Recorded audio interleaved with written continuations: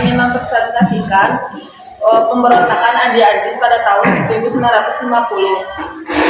Nah, sebelum itu, kalian pasti pengen tahu dong siapa sih Andi Agis itu?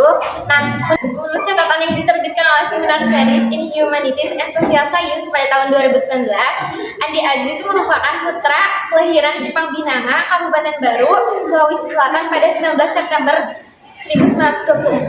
Nah, dari usia 9 tahun, ia pindah ke Belanda bersama seorang pensiunan asisten presiden berkebangsaan Belanda. Nah, di Belanda itu, ia memiliki keinginan untuk bergabung dengan pasukan militer. Akan tetapi, keinginannya harus kandas karena saat itu Perang Dunia Kedua berkecamuk. Nah, kemudian Andi Agis pun pindah ke Inggris, di mana saat itu Inggris dinilai sebagai negara sekutu paling aman di antara negara sekutu lainnya di Eropa.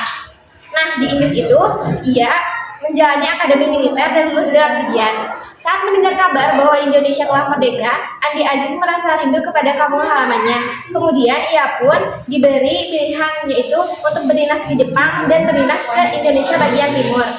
Kemudian ia pun memilih untuk berdinas ke Indonesia bagian timur karena menurutnya ia dapat sekaligus untuk mengunjungi keluarganya di Makassar sekali. Nah, Andi Agis mendarat di Jawa pada tahun 1946, di mana ia mendapat penugasan di daerah Cirinci. Nah, setahun setelah itu, ia kemudian diminta bergabung dengan Koninklijk Nederlands Indisch Leger atau kita singkat saja sebagai KNIL. Nah, di KNIL itu, dia mendapat pangkat Letnan II. Nah, masih pada tahun yang sama, Andi Agis kemudian diminta untuk menjadi ajudan presiden dari negara Indonesia Timur, yaitu Presiden Sukowati. Nah, jadi apa sih yang melatar belakangi pemberontakan Andi Agis ini? Padahal ia sudah mendapatkan banyak jabatan. Nah, selanjutnya latar belakang akan dijelaskan oleh Salma. Oke, jadi latar belakang pemberontakan itu bermula dari berakhirnya Konferensi Medan Bulan. Dengan demikian Indonesia ditetapkan menjadi negara serikat, yaitu Republik Indonesia Serikat atau yang disebut RIS.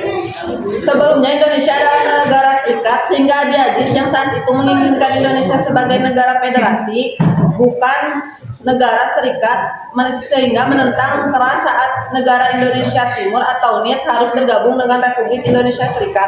Apalagi sisa KNIL diminta bergabung bersama APRIS atau Angkatan Perang Republik Indonesia Serikat. Jadi menurut Andi Agis, APRIS merupakan biang kerok dari permasalahan gejolak politik yang sedang terjadi di NIT, mengakibatkan ribut-ribut dan membagi rakyat NIT ke dalam dua golongan, yaitu golongan unitaris atau pro Republik Serikat, pro Republik Indonesia dan golongan federasi atau pro NIT. Dan selanjutnya yaitu adalah tokoh pemberontakan yang akan dipresentasikan oleh Indira. Tokoh-tokoh pemberontakannya itu dibagi dua, yang satu tokoh pemberontakan, yang satu tokoh penumpasan. Yang tokoh pemberontakan yang kesatu ada Andi Agis. Pemberontakan Andi Agis disimpan oleh Andi Agis sendiri atau bisa dibilang dia merupakan tokoh utama dari peristiwa ini. Yang kedua ada Sukowati, pemimpin dari negara Indonesia Timur yang juga sangat dihormati oleh Andi Agis. Beliau jugalah yang menyarankan Andi Agis untuk menyerahkan diri ke Jakarta. Yang tokoh penumpasan yang kesatu ada Mayor H.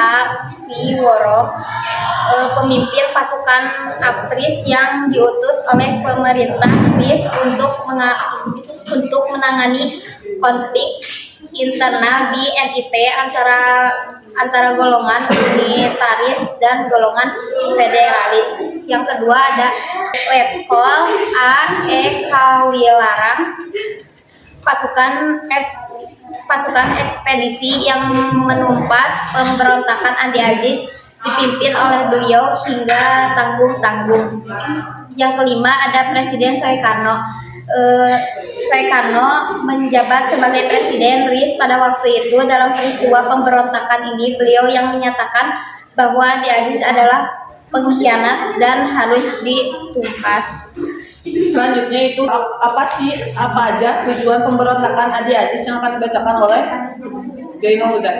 Tujuan pemberontakan Andi Agis tujuannya adalah mempertahankan keberadaan negara Indonesia Timur dan enggan bergabung dengan Republik Indonesia Serikat. Ia juga mengincar kedudukan atau posisi puncak pemerintahan negara federasi di sekitar militer bersama Suomukil sebagai tokoh politik dan Sukowati selaku presidennya.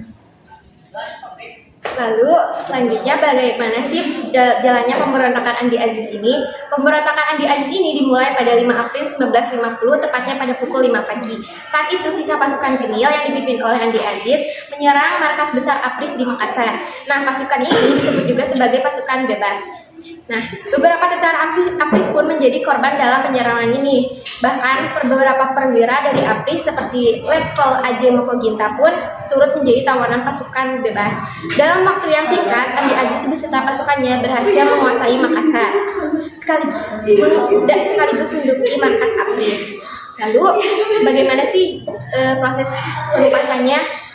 Melihat Makassar dikuasai oleh Andi Aziz, pemerintah mengirim 12.000 pasukan yang dipimpin oleh Letkol Alexander Evert Kawilarang pada 7 April 1950. Nah, melihat bahwa Makassar kacau balau, kemudian pemerintah pun memberikan ultimatum tepatnya pada 8 April 1950 kepada Andi Aziz untuk mengembalikan senjata rampasan, membebaskan tawanan dan juga menyerahkan diri. Akan tetapi Andi Aziz saat itu tidak mau, sehingga penolakan Andi Aziz tersebut membuat Bung Karno mengeluarkan pengumuman bahwa Andi Aziz dicap sebagai pemberontak.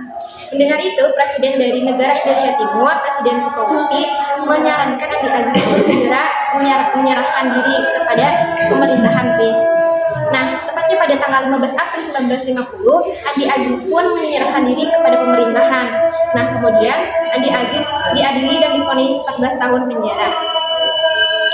Nah, pemberontakan ini mengakhiri titik pemberontakan dari Andi Aziz. Selanjutnya yaitu dan yang terakhir, dampak dari pemberontakan Andi Aziz yang akan disampaikan oleh Kandi. Dampak dari pemberontakan Andi Aziz yaitu penyerangan ke markas Tentara Nasional Indonesia atau TNI. Yang kedua, bergabungnya negara Indonesia Timur dengan NKRI. Yang ketiga, terbentuknya pasukan bebas. Yang kelima dan terakhir, penyerangan markas Panglima Teritorium. Nah, sekian dari kami mengenai pemberontakan Andi